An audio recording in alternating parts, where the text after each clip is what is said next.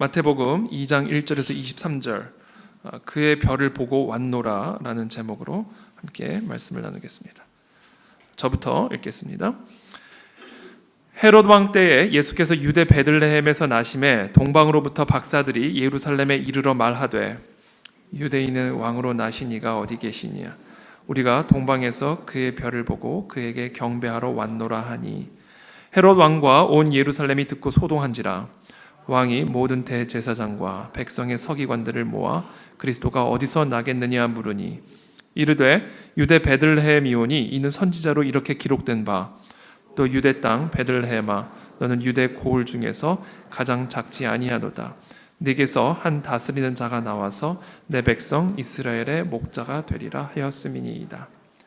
이에 헤롯이 가만히 박사들을 불러 별이 나타난 때를 자세히 묻고 베들레헴으로 보내며 이르되 가서 아기에 대하여 자세히 알아보고 찾거든 내게 고하여 나도 가서 그에게 경배하게 하라. 박사들이 왕의 말을 듣고 갈새 동방에서 보던 그 별이 문득 앞서 인도하여 가다가 아기 있는 곳 위에 머물러 서 있는지라. 그들이 별을 보고 매우 크게 기뻐하고 기뻐하더라. 집에 들어가 아기와 그의 어머니 마리아가 함께 있는 것을 보고 엎드려 아기께 경배하고 보배합을 열어 황금과 유향과 모략을 예물로 드리니라. 그들은 꿈에 헤롯에게로 돌아가지 말라 지시하심을 받아 다른 길로 고국에 돌아가니라.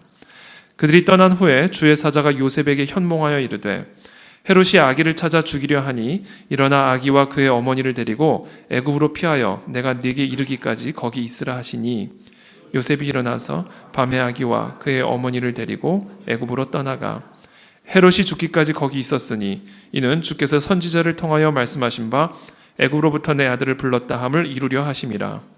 이에 헤롯이 박사들에게 속은 줄 알고 심히 노하여 사람을 보내어 베들레헴과 그 모든 지경 안에 있는 산의 아이를 박사들에게 자세히 알아본 그때를 기준으로 하여 2살부터 그 아래로 다 죽이니 이에 선지자 예레미야를 통하여 말씀하신 바 라마에서 슬퍼하며 소리가 들리니 라헬이 그 자식을 위하여 애곡하는 것이라. 그가 자식이 없으므로 위로받기를 거절하였도다 함이 이루어졌느니라. 헤롯이 죽은 후에 주의 사자가 애굽에서 요셉에게 현몽하여 이르되 일어나 아기와 그의 어머니를 데리고 이스라엘 땅으로 가라. 아기의 목숨을 찾던 자들이 죽었느니라 하시니 요셉이 일어나 아기와 그의 어머니를 데리고 이스라엘 땅으로 들어가니라. 그러나 아켈라오가 그의 아버지 헤롯을 이어 유대에 임금됨을 듣고 거기로 가기를 무서워하더니 꿈에 지시하심을 받아 갈릴리 지방으로 떠나가 함께 읽겠습니다. 나사렛이란 동네에 가서 사니 이는 선지자로 하신 말씀에 나사렛 사람이라 칭하리라 하심을 이루려 함이로라. 아멘. 오늘 우리가 함께 읽은 본문은 예수 그리스도의 출생에 대한 기록을 담고 있는 이야기입니다. 오늘 특별히 이 기록은요, 이 마태복음에만 기록이 되어 있습니다. 아기 예수가 베들레헴에서 태어나셨을 때 동방의 점술가들이죠, 점성술사들이 예루살렘에 찾아왔습니다. 그들은 이 유대의 통치자인 헤롯에게 와서 유대인의 왕으로 나신 이가 어디 계시냐라고 물었습니다. 여러분 생각해 보세요. 엄연히 왕이 살아있는데 그 왕에게 가서 이 유대의 왕으로 나신 이가 어디 계십니까? 라고 물으면 그 왕의 기분이 어떻겠습니까? 예컨대 제가 여기 담임 목사인 걸 뻔히 아는데 어떤 사람이 와가지고 여기 담임 목사가 새롭게 태어났는데 어디 계시냐고 물으면 제가 기분이 어떨까요? 특별히 그 왕이 매우 독재적이고 포악한 왕이었다면. 헤롯 왕은 동방에서부터 방문한 이 점성술사들의 이야기를 듣고는 모든 대제사장과 서기관들을 소집합니다. 그리고 지금 이 점성술사들이 찾고 있는 이 예수라는 메시아가 어디서 태어나는지를 알아보라고 이야기를 합니다. 그때 이 대제사장과 백성의 서기관들이 이렇게 대답을 합니다. 6절이죠. 5절 유대 베들레헴이오니 이는 선지자로 이렇게 기록된 바 또 유대 땅 베들레헴아 너는 유대 고을 중에서 가장 작지 아니하도다. 네게서 한 다스리는 자가 나와서 내 백성 이스라엘의 목자가 되리라 하였음이니이다 라는 이 선지자, 구약 선지자의 말씀을 토대로 베들레헴에서 나셨을 것이라고 보고를 하죠.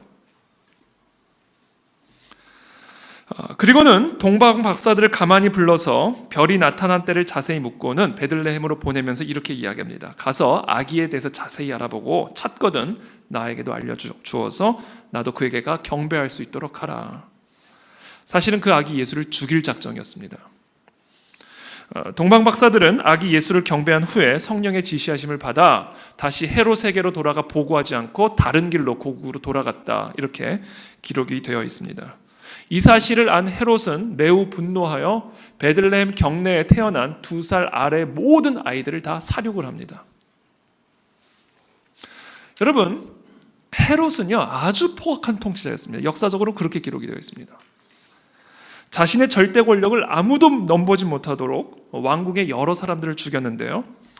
기록들을 보면요, 역사 기록들을 보면요, 이 헤롯은 헤롯 이전에 통치를 했던 하스모니아 왕조에 남아있는 모든 자들을 다 살육을 했습니다. 산헤드린 구성원의 절반 이상을 처형했고요, 300명이나 되는 궁정의 관리들을 즉석에서 처형을 해버렸습니다. 특별히 자신이 죽어갈 때 죽음이 임박한 것을 아니 헤롯은 이 예루살렘에 사는, 유대 땅에 사는 모든 유명 인사들을 다 소집시킵니다. 그리고 자신이 죽음과 동시에 그 모든 사람들을 함께 처형할 것을 명령하고 죽습니다. 그래서 이 헤롯이 죽음과 동시에 그 모든 유대의 유명 인사들이 함께 처형을 당하죠. 매우 무자비하고 잔인했던 사람, 어떤 경쟁 세력에 대해서도 광포한 신경증을 드러내던 사람이 바로 이 헤롯이었습니다. 그래서 그런 헤롯의 이력으로 볼 때 베들레헴 경내에 태어난 2살 아래, 베들레헴이요 조그만 소도시에 불과했기 때문에 거기에 태어난 2살 아래 애들이라 해봤자 30명, 40여 명밖에 되지 않는 소수의 아이들이었죠. 이거는 뭐 일도 아닌 겁니다, 헤롯에게는. 헤롯은 바로 그런 통치자였습니다. 그와 같은 통치자가 다스리던 때에 유대 땅에 새로운 왕이 태어난 거예요.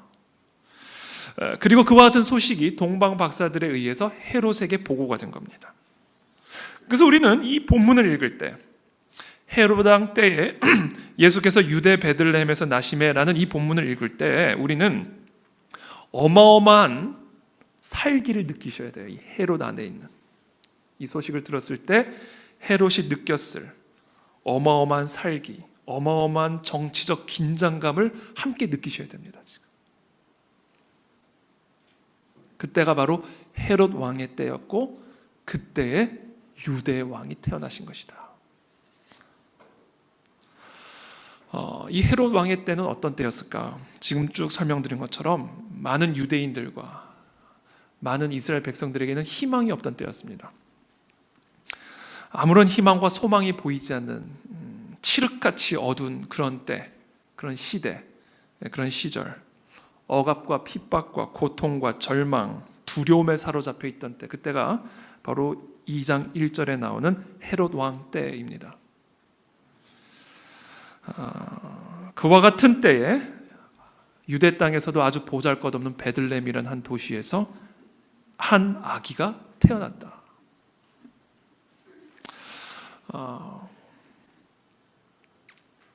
당시 유대인들은 이와 같은 소식을 들었을 때 이렇게 생각했을 겁니다. 잠깐, 지금 이런 심각한 위기 가운데 아기가 태어났다고? 지금 이 헤롯 왕의 통치 아래서 신음하고 죽어가는 이 백성들을 구원하기 위해서 어떤 아기가 태어났다고? 이 소식이 지금 기쁜 소식이라고? 어떻게 이것이 기쁜 소식이 될 수 있을까? 우리가 이 아기를 헤롯의 그 칼로부터 구원해줘야 할 판에 이 아기가 우리를 헤롯의 칼로부터 구원해 줄 것이라고? 이와 같은 의심의 눈초리로, 불신의 눈초리로 바라보는 유대인 독자들에게 마태는 이 아기가 태어났던 당시 상황을 설명해 줌으로써 이 아기가 누구인지를 설명해 주고 있는 겁니다. 한마디로 이 아기는 그냥 아기가 아니라 구약 선지자들의 예언대로 태어난 바로 그 아기다라는 겁니다. 이사야서 9장 6절에 이는 한 아기가 우리에게 낳고 한 아들을 우리에게 주신 바 되었는데 이 아기의 어깨에는 정사가 있고 그의 이름은 기묘자라 모사라 전능하신 하나님이라 영존하시는 아버지라 평강의 왕이라 할 것임이라 그 정사와 평강의 더함이 무궁하며 또 다윗의 왕자와 그의 나라에 군림하여 그 나라를 굳게 세우고 지금 이후로 영원히 정의와 공의로 그것을 보존하실 것이라고 예언하신 그 예언의 성취가 바로 이 악이라는 거예요. 그러므로 여러분 기억하십시오. 이 악이는 그냥 악이가 아닙니다. 지금 우리가 경배하기 위해 모인 이 악이는 그냥 악이가 아닙니다. 이 악이는 하나님이십니다. 무시무시한 헤롯 왕 앞에 누이신 이 아기가 사람의 눈으로 보기에는 한없이 연약해 보이고 심지어는 어리석어 보이고 미련해 보이기까지 하지만 이 아기를 바라봐야 우리가 살 수 있습니다, 여러분. 이 아기만이 우리의 소망이요, 이 아기만이 우리의 구원입니다. 왜냐하면 이 아기는 하나님이시기 때문에 그렇습니다. 바로 이 아기가 헤롯의 때에 우리 가운데 태어나신 거예요. 할렐루야. 혹시 우리 가운데 헤롯의 때를 보내고 계신 분들이 계십니까? 이 헤롯의 때는 어두움의 때죠. 우리 인생에서 가장 어두운 때, 그때가 바로 헤롯의 때입니다. 여러분, 어두운 때는 어떤 때입니까? 어두움은 우리로 하여금 아무것도 보지 못하게 만들죠. 눈이 있지만 보지 못하게 만들어요. 우리의 시야가 제한이 되고요, 우리의 지혜가 제한이 되고, 우리의 능력이 제한이 되고, 우리의 한계를 경험하는 때, 눈은 있지만 볼 수 없는 그때, 손이 있지만 아무것도 할 수 없는 그때, 살아있지만 이 살아있는 것으로 아무것도 할 수 없는 그때가 바로 헤롯의 때입니다.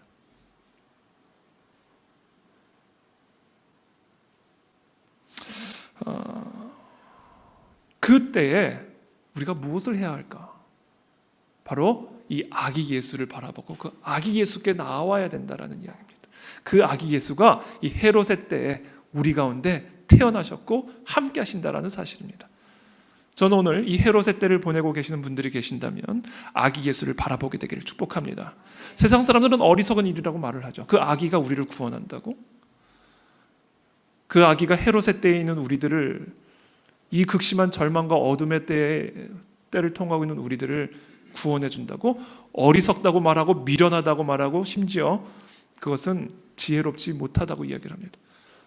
여러분 반드시 기억하십시오. 그 아기를 바라봐야 우리가 살 수가 있습니다. 왜냐하면 그 아기는 하나님이시기 때문에 그래요.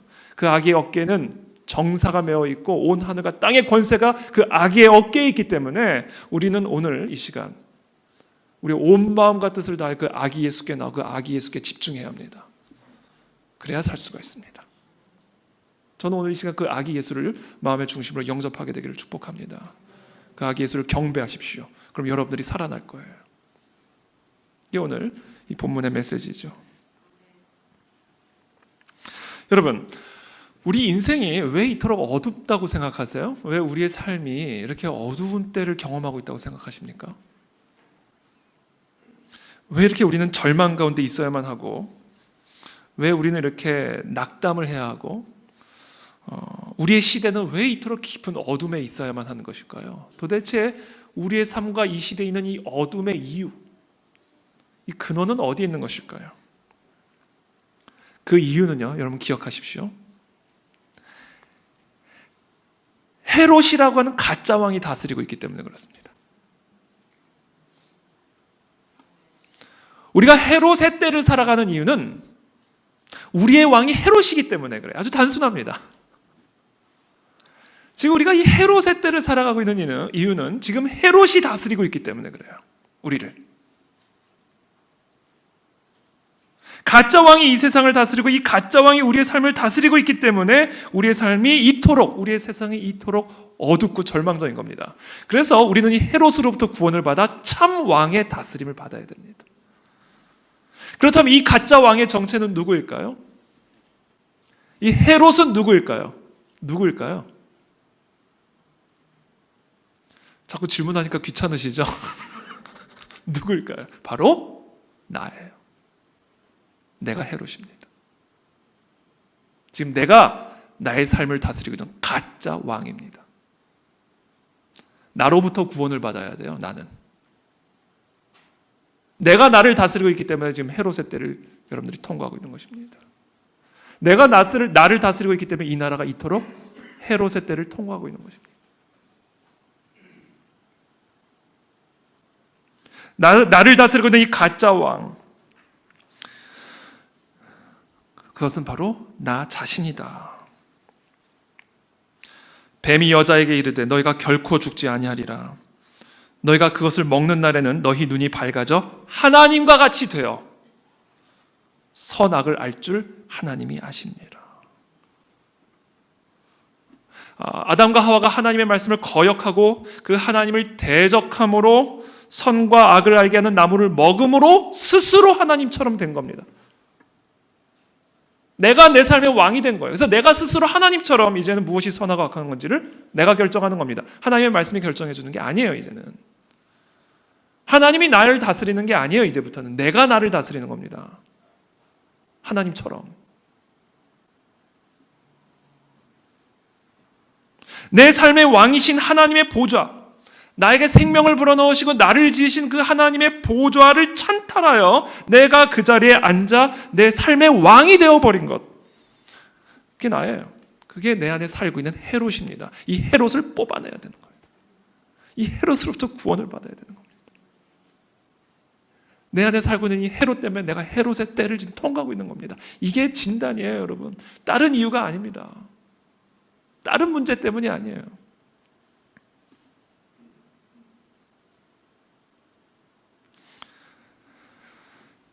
여러분, 내가 왕이 되고 싶은데 다른 사람이 나타나 왕으로 자처한다면 둘 중 하나는 물러나야죠. 그렇죠? 절대 권좌에는 오직 한 사람만 앉을 수 있어요. 내 마음의 보좌에는 딱 한 분만 앉을 수 있습니다. 그래서 헤롯은 유대의 왕으로 나신 이를 죽이기 위해서 혈안이 되었던 것이고, 그래서 결국 베들레헴 경내에 있는 2살 아래에 있는 모든 아이들 다 학살해버린 거예요. 그 헤롯이 바로 내 안에 살고 있다니까요. 내가 내 왕권을 지키기 위해서, 내가 내 보좌를 내가 내 보좌를 지키기 위해서 우리의 진짜 왕으로 태어나신, 우리를 지으신, 우리에게 생명을 불어넣으신, 우리의 주인 되신 그 하나님을 죽이고자 달려든 이 헤롯의 모습이 나의 모습이라니까요. 그래서 우리가 헤롯의 때를 통과하고 있는 거예요. 지금 다른 이유가 아닙니다. 자기중심적이고 자아도취적인 헤롯, 그게 바로 나입니다. 여러분, 이게 죄의 본질입니다. 죄의 본질. 나. 우리는 온 세상이 나와 내 필요와 내 갈망을 중심으로 돌아가기를 원합니다. 하나님이나 이웃을 섬기기는커녕 오히려 나 자신이 언제나 섬김을 받기를 원합니다. 우리 모든 사람들의 마음속에는 이와 같은 작은 헤롯이 있어서 무엇이든지 내가 지배하려고 하고 무엇이든지 나의 주권을 침해할 만한 것에는 위협을 느낍니다. 그래서 인간 마음의 본질, 중심에는 언제나 아무도 나에게 이래라 저래라 할 수 없어 라는 확고한 신념이 내 안에 자리 잡혀 있어요. 왜? 내가 왕인데. 내가 왕인데. 이것이 바로 타락한, 스스로 왕이 되어버린, 하나님의 보좌를 찬탈하여 스스로 하나님처럼 되어버린 모든 타락한 인간 안에 있는 죄성, 마음의 성향, 본질이에요. 이게 헤롯입니다. 이게 헤롯.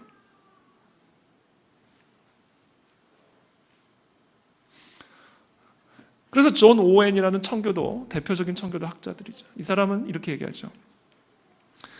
모든 인간 안에 갖고 있는 본성은 바로 하나님에 대한 적의다. 하나님에 대한 증오다. 내 왕권을 다시 뺏어가려는, 내 모든 보좌 앞에 다시 내려놓고 하나님을 경배하라고 하는 이 하나님에 대한 적의, 이것이 태초에 사단이 아담과 하와에게 불어넣었던 본성이고, 그것이 오늘날 우리를 지배하고 있는 헤롯입니다. 사도 바울도 이렇게 얘기하죠. 육신의 생각은 하나님과 뭐가 되나니? 원수가 되나니. 이는 하나님의 법에 굴복하지 아니할 뿐 아니라 할 수도 없습니다. 이게 우리예요. 이게 헤롯입니다.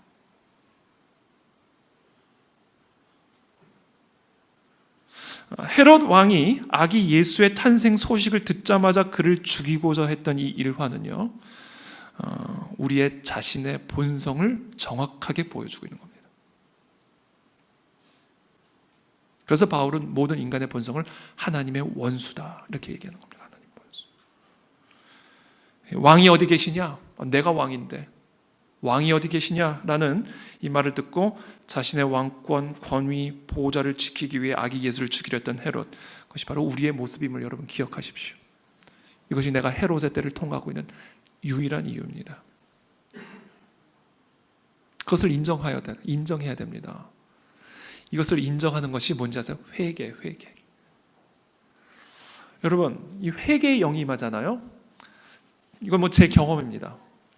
회개의 영이 임하면 아주 구역질나는 나 중심적인 생각들이 드러납니다.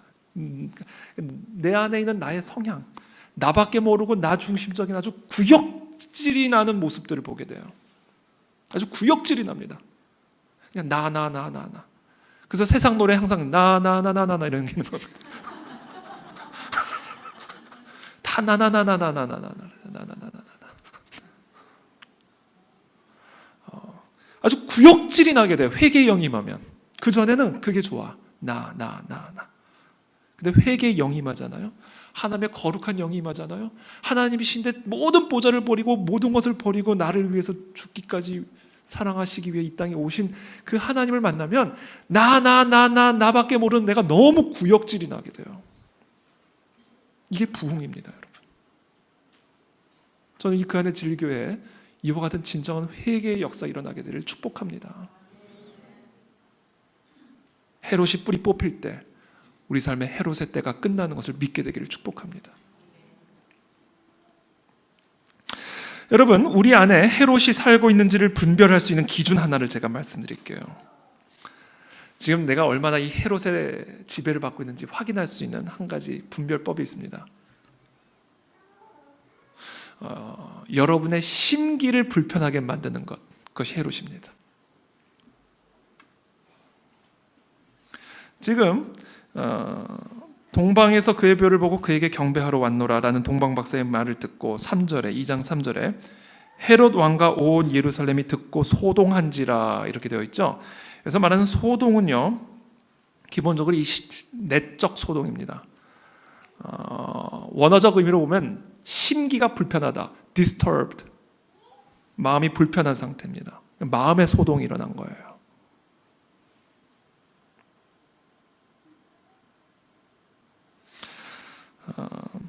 나의 왕권, 나 중심성, 나 자아도취적인 이 우리의 본성을 도전하여 우리의 심기를 불편하게 만드는 그게 헤롯이에요. 그게 헤롯입니다. 무엇이든지.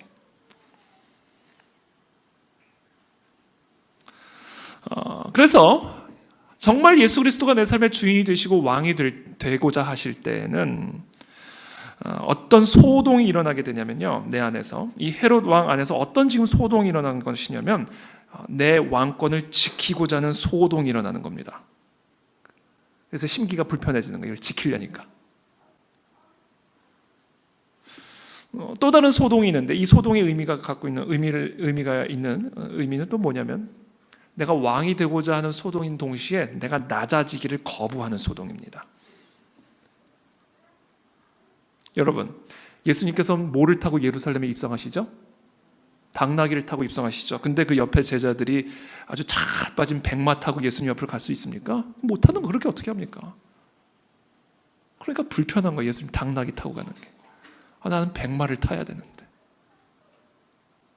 그게 불편해지는 거죠. 그러니까 아기 예수로 오신 그 말구유에 태어나신 그 예수를 경배할 때는요, 내가 낮아져야 된다는 것을 요구하시는 겁니다. 아니, 하나님이 말구유의 사람으로 태어나셨는데, 그러니까 지금 하나님이 헤롯에게 도전하는 것, 오늘 아기 예수로 태어나신 그 말구유에 계신 그 예수 그리스도가 오늘 여기 계신 우리 모든 헤롯들에게 도전하는 건 내가 이렇게 왔는데 너 계속 그렇게 살래냐는 거예요. 그게 불편한 겁니다, 지금 우리가. 그래서 심기가 불편해지는 거예요.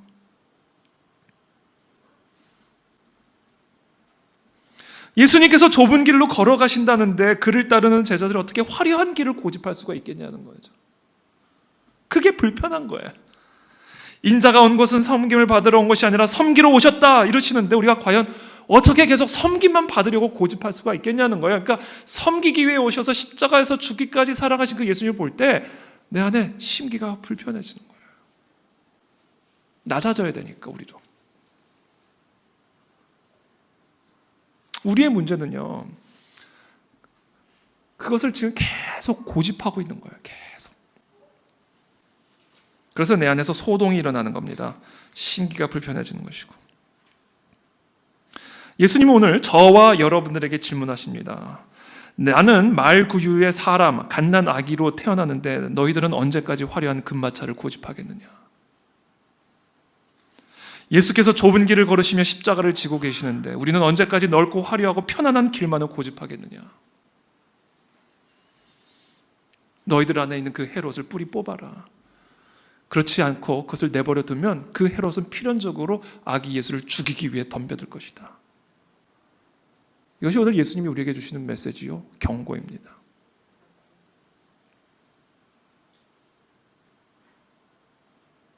그래서 저는 이 설교를 준비하면서 제가 이렇게 기도했어요. 주님, 내 안에 살고 있는 이 헤롯을 죽여주시옵소서.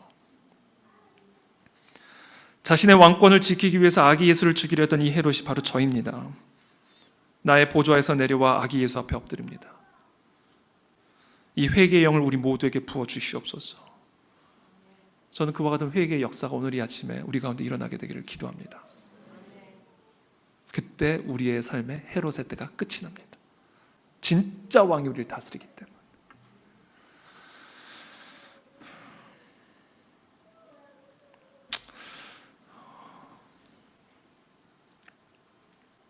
그래서 오늘 저는 어떻게 내 안에 살고 있는 이 작은 헤롯들을 죽이고 어떻게 이 동방 박사들처럼 아기 예수를 태어나신 예수님께 경배하며 나아갈 수 있을까? 구체적인 방법이 무엇일까? 어떻게 우리도 예수처럼 낮아지고 겸손해지고 섬기는 자가 될 수 있을까? 어떻게 하면 작은 헤롯에서 작은 예수로 거듭날 수 있을까? 저는 오늘 그 이야기를 조금 더 구체적으로 나누고자 합니다. 2장 1절에서 2절 말씀을 제가 다시 한번 읽어보겠습니다. 2장 1절에서 2절. 헤롯 왕 때에 예수께서 유대 베들레헴에서 나심에 동방으로부터 박사들이 예루살렘에 이르러 말하되 유대인으로 왕으로 나신 이가 어디 계시냐? 우리가 동방에서 그의 별을 보고 그에게 경배하러 왔노라. 이 동방에 사는 동방 박사들을 예루살렘으로까지 인도한 인도자가 있었는데 그 인도자가 누구죠? 그의 별이었습니다. 그의 별을 보고 동방에서 예루살렘까지 온 겁니다. 그래서 그의 별, 천문학적인 입장에서 이 별은 아주 흥미로운 별이었다라는 천문학적 증거들이 있습니다. 우리 얼마 전에 우리 김명현 박사님 만나서 목성과 토성이 블루스를 쳤다고 그랬죠, 그때 그 강의를 들은 분은 무슨 얘기인지 압니다. 이 목성과 토성이 합해졌는 거예요. 근데 합해져다 지나갔다 다시 돌아오는. 그래서 김명현 박사님 이것을 블루스를 쳤다. 이 목성과 토성이 당시 점성학에서 의미하는 바들이 있습니다. 근데 오늘 이 부분에 대한 내용은 제가 생략을 하고, 항상 생략하는 부분이 제일 궁금하시죠? 생략을 하고 이 영적인 의미에 대해서 좀 이야기 나누고자 합니다. 별이 뭐예요? 별은 어둠을 비추는 빛입니다. 스타. 칠흑 같은 어둠의 때, 헤롯의 때에 밤하늘을 비추는 별 하나가 떴어요. 그분이 바로 아기 예수라는 것이죠. 이 아기 예수는 빛입니다. 만물이 그로 말미암아 지은 바 되었으니 지은 것이 하나도 그가 없이 된 것이 없느니라. 그 안에 생명이 있었으니 이 생명은 사람들의 빛이라. 빛이 어둠에 빛이 돼 어둠이 깨닫지 못하더니. 여러분, 빛 안에는요 뭐가 있어요? 생명이 있습니다. 여러분, 제가 우리 화초, 저희 사무실에도 화초가 있는데 우리 지난번 있을 때는 제가 반지하였잖아요. 그래도 조금 빛이 들어왔습니다. 그래서 제가 그때 기도하길, 하나님, 저도 지상으로 올라가고 싶습니다. 저도 제 방에 아름다운 화초를 좀 물도 주고 햇빛도 비추면서 열매 맺는 화초를 좀 키워보고 싶습니다. 근데 하나님이 그 기도를 들으시고 저를 더 깊은 지하로 더 깊은 지하로, 빛이라고는 형광등밖에 없는 그 지하로. 그래서 제가 놀라운 사실을, 하나님 놀라운 영적 깨달음을 주시려고 그랬던 것 같아요. 여러분, 아무리 강력한 형광등을 켜놔도요 화초가 자라지 않습니다. 신기하죠? 왜? 여러분 처음 아시는 것처럼 빛이라고 같은 빛이 아니에요, 여러분. 하늘에서 내려오는 빛 안에만 생명이 있습니다. 신기하지 않아요, 여러분? 똑같은 빛인데 신기하죠? 저 하늘에서부터 비추는 빛 안에만 생명이 있어요. 그 빛이 예수 그리스도라는 겁니다. 그 빛을 받아야 된다는 거예요.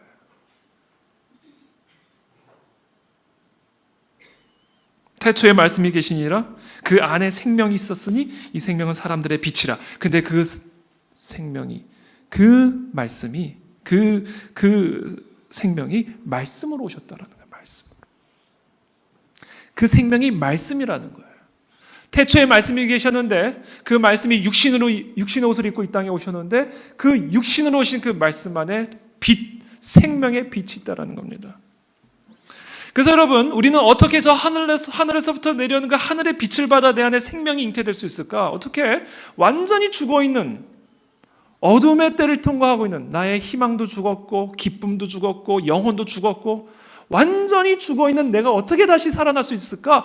하늘의 빛을 받아야 되는데 이 하늘의 빛은 무엇을 통해 우리 가운데 전달되는지 아세요?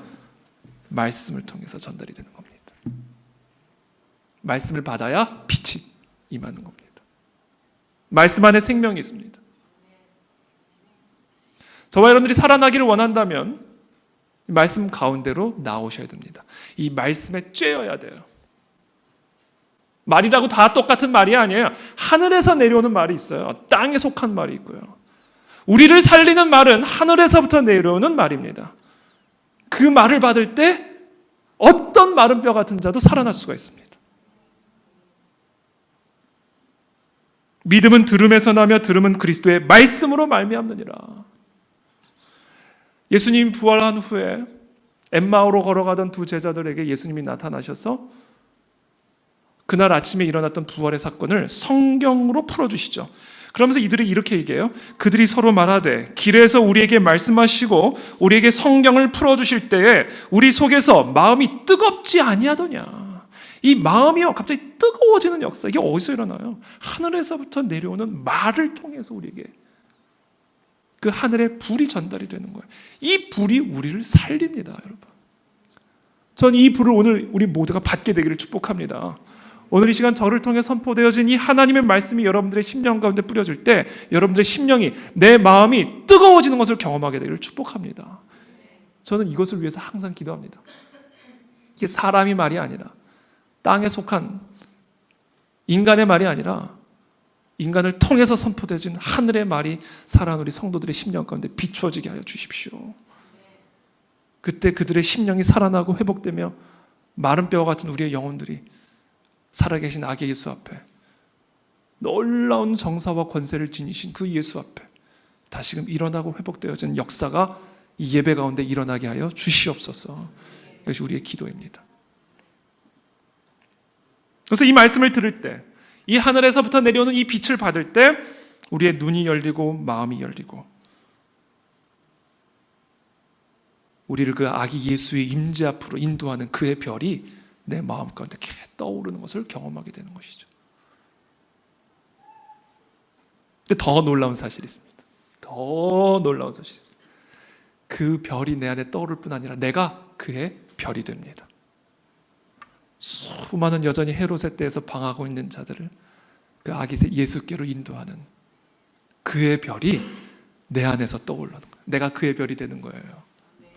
우리 교회가 그의 별이 되는 겁니다. 그러니까 이 교회 안에 와서 하나님의 말씀의 빛을 받아 내가 살아날 뿐 아니라 내가 그의 별이 되어 수많은 자들에게 그리스도의 영광을 드러내는 빛이 되어진다. 이게 여러분 영적인 신비입니다. 제가 요새 새벽기도에 이제 우리 신년 특별 새벽기도에 지난주에 2주 마치고 이제 2차 신년 특별 새벽기도에 진행이 되잖아요. 이제 이번 주 끝나면 이제 3차 신년 특별 새벽기도회가 시작이 됩니다.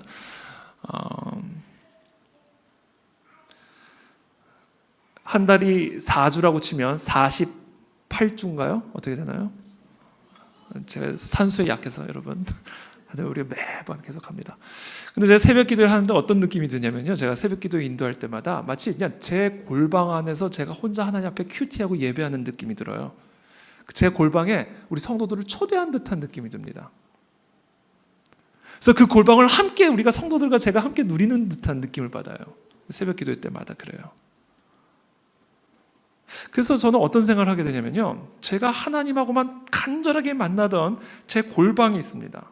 지금 제 서재죠. 제 방에, 저희 집에 조그만 서재예요. 거기서 하나님 앞에 무릎을 꿇고 기도하고 예배하고 찬양하던 그 하나님과의 친밀한 그 방이 지금 이렇게 넓혀져서 그 안에 제가 우리 성도들을 초대한 듯한 느낌을 받아요. 그래서 내가 누렸던, 내가 경험했던 그 하나님의 임재를 함께 누리고 있다라는 어떤 그런 느낌을 받습니다. 그래서 내가 그의 별을 만났을 때 내가 그의 별이 되는구나, 이 생각을 하게 되는 거예요. 내가 친밀하게 예수 그리스도와 교제할 때 내가 만난 그 예수를 함께 나누게 되는 거구나. 저는 그와 같은 역사가 여러분들의 삶에서도 일어나게 되기를 축복합니다. 여러분들의 기도의 자리에 수많은 자들이 함께 초대되어지는 역사들이 일어나게 되기를 축복합니다.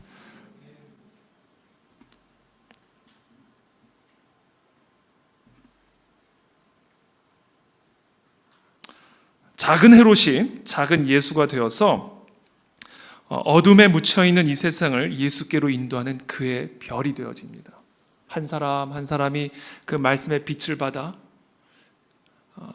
정말 내 안에 사는 이 예수 그리스도가 되어졌을 때 나 역시 수많은 자들을 그리스도께로 인도하는 그분의 별로 떠오르게 된다. 여러분, 그 별을 일컬어 뭐라고 부르는지 아세요? 교회라고 부르는 겁니다. 교회. 저는 그 안에 진리교회가 동방에 살아가고 있는 수많은 자들이 아기 예수께로 인도되어지는 그의 별이 되기를 기도합니다. 이 그 안에 진리교회가 이 헤롯의 때에 이 땅 가운데 세워진 이유입니다, 여러분. 그의 별이에요, 그 안에 진리교회는.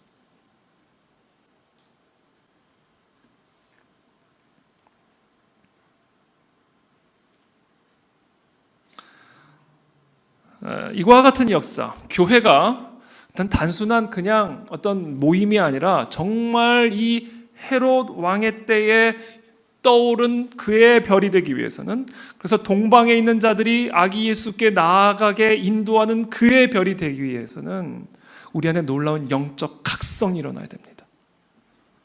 부흥이 일어나야 됩니다.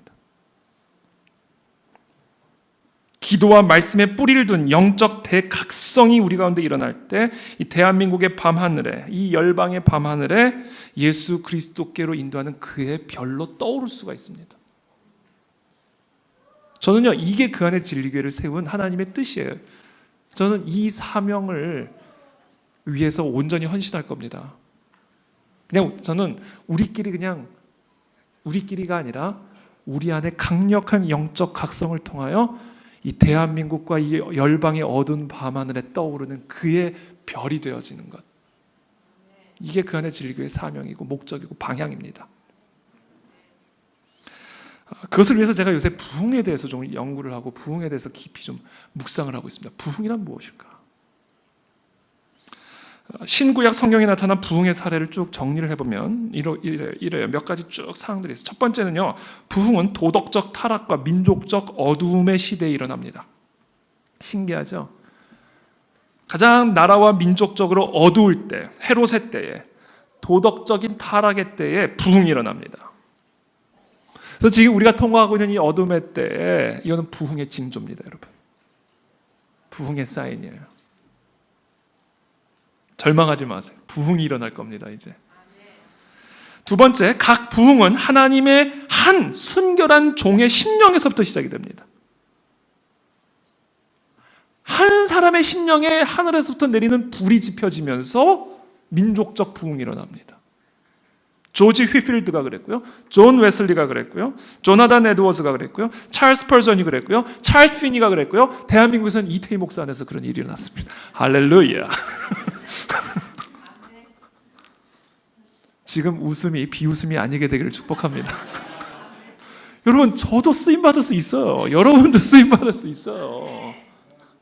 비웃지 마세요. 감사합니다, 권사님. 세 번째, 지도자들이 개인과 민족의 죄를 고백하는 가운데, 아까 제가 얘기했죠, 회개의 영이 부어지는 가운데 내 안에서 헤롯이 뿌리 뽑혀지면서 일어납니다.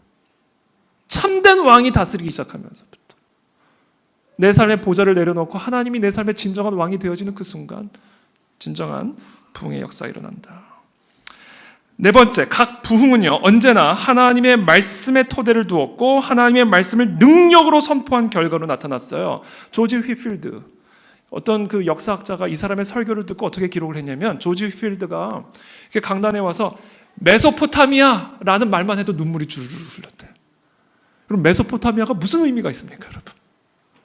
아무 의미도 없잖아요. 메소포타미아는 지역이에요, 지역. 근데 그 사람이 이렇게 기록을 해요. 조지 휘필드가 강단에서 메소포타미아라고 말만 해도 눈물이 흘 것만 같았다. 조지 휘필드의 설교를 들은 사람들의 이야기를 들어보면요, 엉성하대요. 구조나 뭐 이런 것들이요, 논리나 이런 것들이 참 빈약하더라는 거죠. 근데 그분이 하는 설교를 들을 때는요, 이 강력한 압도하는 성령의 역사가 나타났다는 거예요.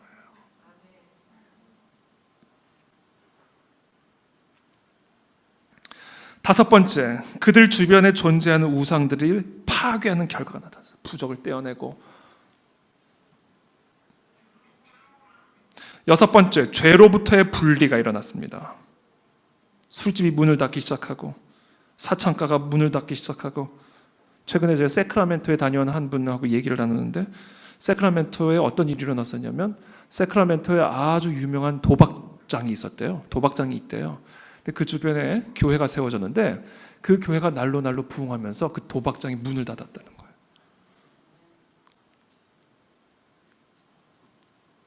그런 역사들이 일어나요, 여러분. 부흥을 하게 되면 장사가 안 돼요, 장사가. 저는 이 그 안에 진리교회 반경 10km 안에 있는 모든 술집들이 문을 닫게 되는 역사가 일어나게 되길 축복합니다. 할렐루야. 놀라운 기쁨과 즐거움이 회복이 되기 시작하고, 특별히 마지막 부흥이 있은 후에는 언제나 민족적 번영의 시대가 열렸다. 저는 이것을 우리나라의 상황에서는 통일 한국의 시대라고 믿습니다. 통일 한국의 시대가 부흥을 통해서 열립니다, 여러분. 여러분, 절대로 남북 대화를 통해서 통일이 이루어지지 않습니다, 여러분. 통일은 강력한 영적 각성과 부흥을 통해서 이 땅 가운데 일어나게 될 거예요. 그래서 제가 교회를 개척한 거예요. 그 안에 진리교회. 이와 같은 부흥은요, 1차적으로 비신자들의 영혼 속에서 일어나지 않고 신자들의 영혼 속에서 일어납니다. 부흥은 새로운 신자보다는 이미 믿는 신자들의 영혼 속에서 1차적으로 나타납니다. 그래서 위대한 강해 설교가 캠벨 몰건 박사는 이렇게 말했어요. 엄밀히 말해서 부흥이란 거듭나지 않은 사람들의 삶이 아니라 성령의 내주하심을 통해 기존의 신자들의 삶에 새로운 영적 활력을 불어넣으면서 시작이 된다. 그래서 저는 일단 기초적으로, 기본적으로 우리 그 안에 진리교회 지금 어떻게 보면 이제 1년 됐는데, 이 안에는요 지금 계속해서 교회를 갈망하며 찾아다니는 분들이 일단 모이는 게 전 중요하다고 봅니다. 왜냐하면 진정한 부흥은 새로운 신자에서부터 시작이 되는 게 아니라 기존의 신자들의 새로운 영적 활력이 들어가면서부터 시작이 되기 때문에 그래요.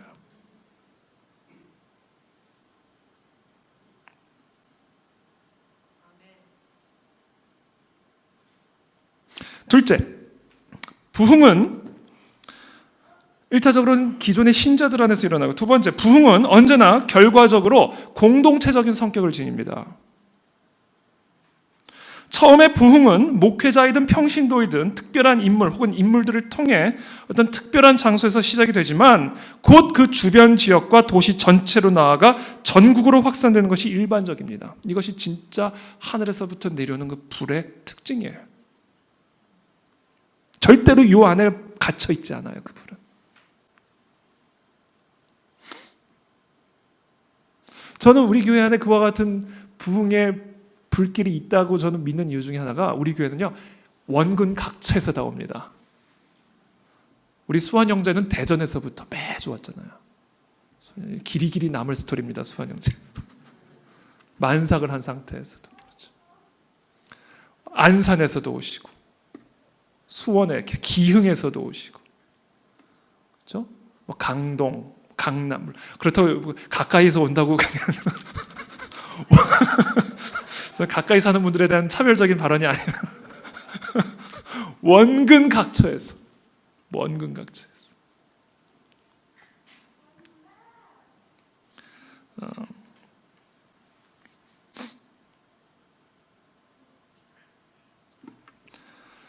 성령 하나님께서 임하시면 이 자신의 온갖 죄악을 토로하는 개인의 영적 각성이 내 안에서 먼저 일어나고 그 후 개인의 각성이 사회 및 문화적 변형으로 이어져서 교회가 사회와 민족을 선도하는 구심점으로 세워나가게 됩니다.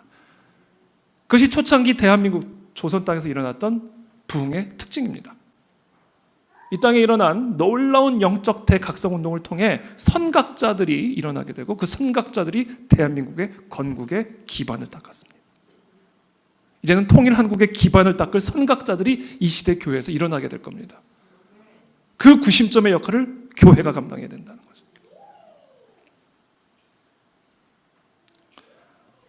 셋째, 부흥의 역사는 기존의 신자들 안에서 먼저 1차적으로 일어나고 두 번째 공동체적인 성격을 띠며 마지막으로 세 번째 이 부흥의 역사는 오직 성령의 역사를 통해서만 일어납니다. 부흥은 성령의 역사이기 때문에 인간은 언제나 겸손해야 합니다.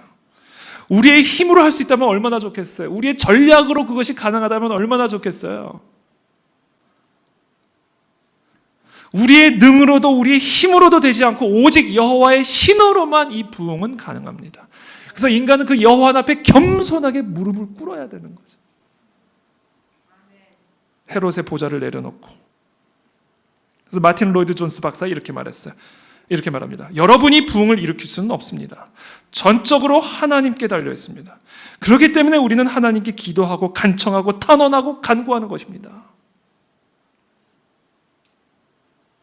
인간이 전도 운동을 벌일 수는 있지만 그러나 그 전도 운동이 부흥을 일으킬 수는 없습니다. 산출해낸 적도 없어요.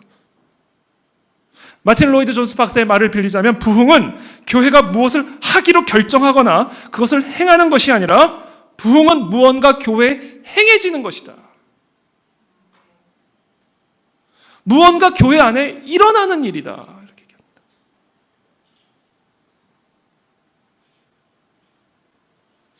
그리고 그와 같은 역사는 기도와 말씀을 매개로 하여 우리 가운데 일어난다는 겁니다. 이것이 구약과 신약 성경 기독교 역사에서 나타나는 부흥의 모습이요 원리입니다.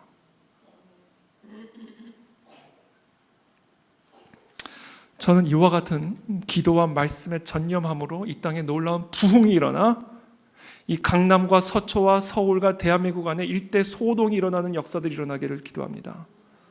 그것이 우리의 기도가 되어야 되고 그것이 우리의 방향입니다. 이것이 그 안에 진리교회의 방향입니다. 그리하여 이 땅에 이 나라의 민족적 번영, 통일 한국의 시대를 여는 구심점으로 세워질 뿐 아니라 이 구심점을 통하여 앞으로 이 통일 한국을 이끌어갈 새로운 하나님의 시대를 이끌어갈 하나님의 선각자들이 하나님의 진리로 무장하여 기도와 말씀으로 무장하여 헤롯을 섬기는 자가 아니라 하나님만 아기 예수만을 경배하는 그와 같은 지도자들이 선각자들이 그 안에 진리교회를 통해서 일어나고 이 땅의 교회들을 통해서 일어나게 되기를 축복합니다. 특히 우리 사랑하는 자녀들 그와 같은 하나님의 백성들이 다 되기를 예수 그리스도 이름으로 축복합니다.